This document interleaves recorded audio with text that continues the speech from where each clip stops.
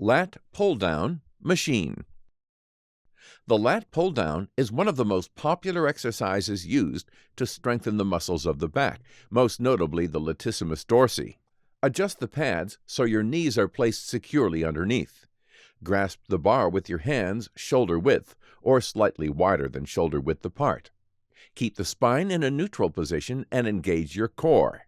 Exhale and pull the bar toward your upper chest. Inhale and slowly return to the starting position. The target muscle is the Latissimus dorsi, red, which adducts the humerus toward the body, shoulder adduction.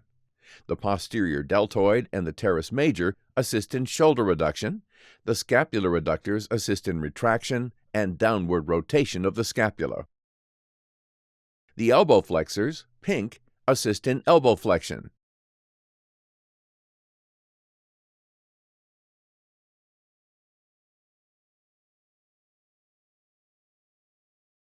Common mistake.